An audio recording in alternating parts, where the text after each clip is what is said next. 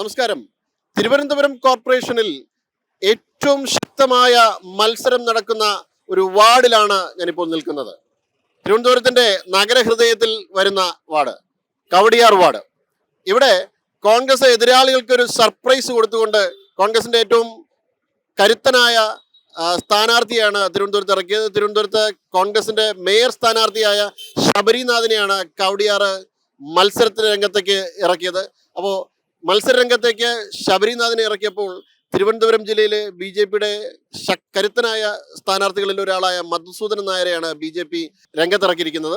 മധുസൂദനൻ നായരെ സംബന്ധിച്ചിടത്തോളം അട്ടിമറി വീരൻ എന്നൊക്കെ അറിയപ്പെടുന്ന നഗരസഭ കൗൺസിലറാണ്. ഇപ്പം ശാസ്തമംഗലത്തെ കൗൺസിലറാണ് അദ്ദേഹം. നേരത്തെ മരുതൻകുഴിയിൽ 2015 അദ്ദേഹം നിൽക്കുന്ന സമയത്ത് തിരുവനന്തപുരത്ത് LDFന്റെ മേയർ സ്ഥാനാർത്ഥിയായ ജയൻ ബാബുവിനെ പരാജയപ്പെടുത്തിക്കൊണ്ടാണ് ആദ്യമായി തിരുവനന്തപുരം നഗരസഭയിലേക്ക് അദ്ദേഹം കൗൺസിലറായി എത്തുന്നത്. തൊട്ട് അടുത്ത ടേമിൽ 2020 അദ്ദേഹം ശാസ്തമംഗലത്ത് ഏറെക്കാലം കോൺഗ്രസ് കൈയടക്ക് വച്ചിരുന്ന ശാസ്തമംഗലം വാർഡ് BJPക്ക് വേണ്ടി വിജയിക്കുകയായിരുന്നു.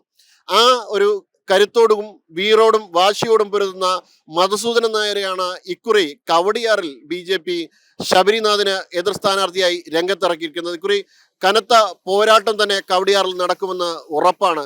അപ്പം കവടിയാർ വാർഡിന്റെ വാർഡ് കൺവെൻഷനാണ് നടക്കാൻ പോകുന്നത്. കേന്ദ്രമന്ത്രി സുരേഷ് ഗോപിയാണ് കൺവെൻഷൻ ഉദ്ഘാടനം ചെയ്യുന്നത്. എന്തായാലും നമുക്ക് അതിന്റെ ദൃശ്യങ്ങളിലേക്ക് കിടക്കാം.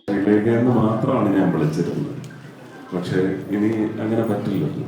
നമുക്ക് എല്ലാവർക്കും തിരുവനന്തപുരം പട്ടണമാകെ ഇനി ശ്രീലേഖ IPSനെ ഒരു പോലീസുകാരിയായി കാണാതെ ഈ പട്ടണത്തിൻ്റെ 101 പേരിൽ എത്ര പേര് ജയിച്ചു വരും എന്നുള്ളത് ഈ കോർപ്പറേഷനിലെ സമ്മതിദായകർക്ക് നന്നായിട്ടറിയാം. അവർക്ക് ചില നിശ്ചയങ്ങളുമുണ്ട്. പലപ്പോഴും ഇത് തകിടന്നറിയുന്നത് കഴിഞ്ഞ തവണ തന്നെ ഒരുപക്ഷെ കോർപ്പറേഷൻ പിടിച്ചെടുക്കേണ്ട എല്ലാ അവസ്ഥകളും ഉണ്ടായിരുന്നു. ചില വിട്ടുകൊടുക്കലും കാര്യങ്ങളും ഒക്കെ അന്നും ഉണ്ടായിട്ടുണ്ട്, അത് ഇനിയും ഉണ്ടാകും. അതിനെയൊക്കെ തരണം ചെയ്യാനുള്ള ആർജവം സമ്മതിദായകർക്ക് പുതുതായി കൈവരിച്ചിട്ടുണ്ടെന്നുള്ളത് തീർച്ചയായിട്ടും ഒരു ബീഹാർ വിജയത്തിൻ്റെ പശ്ചാത്തലത്തിൽ മാത്രമല്ല, ഓരോ 5 വർഷം കഴിയുമ്പോഴുമുള്ള വിലയിരുത്തൽ എന്ന് പറയുന്നത് വളരെ സീരിയസ് ആയിട്ട് തന്നെ സമ്മതിദായകർ വിലയിരുത്തുന്ന കാലഘട്ടത്തിലേക്ക് വോട്ടിംഗ് പ്രമാണങ്ങളെല്ലാം മാറിയിരിക്കുന്നു. ആരും അങ്ങനെ ഇതൊരു ദിവസത്തെ ചടങ്ങായി പോയി ചെയ്യുന്ന സ്വഭാവം ഇപ്പോൾ വെച്ച് പുലർത്തുന്നില്ല എന്നുള്ളത് വളരെ വ്യക്തമാണ്. അതിൻ്റെ മാറ്റം തീർച്ചയായിട്ടും മാറ്റം അനിവാര്യമാണ്.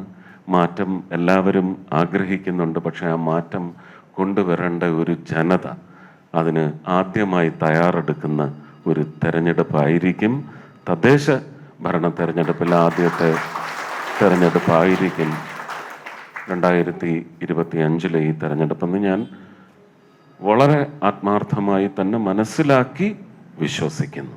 ആ വിജയം നമുക്ക് ഒരു 56 മേൽ ഡിവിഷനുകളിൽ ഉണ്ടായി ശക്തമായ ഒരു കോർപ്പറേഷൻ ഭരണം തിരുവനന്തപുരത്ത് കാഴ്ചവെക്കുവാൻ സാധിക്കണം.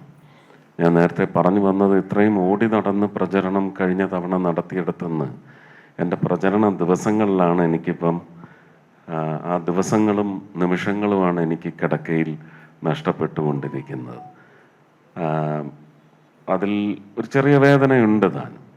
പക്ഷേ എങ്കിലും ഇത് നമുക്കൊരിക്കലും ഇതിനെ തോൽപ്പിച്ച് മുന്നോട്ട് ആർജവം തിരികെ കയറ്റിക്കൊണ്ട് ഇറങ്ങി പുറപ്പെട്ടാൽ ഉണ്ടാവുന്ന പ്രത്യാഘാതങ്ങളെക്കുറിച്ചും എനിക്ക് നന്നായിട്ടറിയാം. അതുകൊണ്ട് ഞാൻ വിധിക്ക് വഴങ്ങി ചികിത്സയും കാര്യങ്ങളുമായിട്ട് ഇപ്പോഴും കഴിഞ്ഞുകൂടുന്ന അവസ്ഥയിലാണ്. ശ്രീലേഖ മാമും എന്നെ ശ്രീലേഖയും എന്നെ വളരെയധികം നിർബന്ധിച്ചതാണ്, കൺവെൻഷൻ ഉദ്ഘാടനത്തിന് വിളിച്ചതാണ്. പക്ഷേ അത് ഒരു 3 ദിവസം മുമ്പ് 22-നായിരുന്നു അല്ലേ, അന്ന് തീരെയും അനങ്ങാൻ പറ്റാത്ത ഒരവസ്ഥയായിരുന്നു. 21-ന് അല്ലേ. അപ്പോൾ അന്ന് എനിക്ക് ആ ചടങ്ങിൽ പങ്കെടുക്കാൻ സാധിച്ചില്ല. ഇന്നും സത്യത്തിൽ ഇങ്ങോട്ട് വരുന്നവരെയും എനിക്കൊരുറപ്പില്ല. ഇന്ന് എനിക്ക് ഇത്തിരി വേദന കൂടുതലാണ്.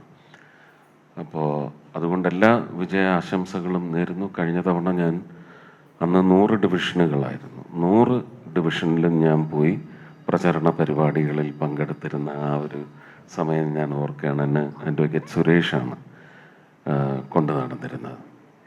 അപ്പോൾ അതുപോലെയുള്ള ഒരു പ്രചരണത്തിൻ്റെ ആവശ്യം ഇപ്പോൾ ഉണ്ടെന്ന് എനിക്ക് തോന്നുന്നില്ല.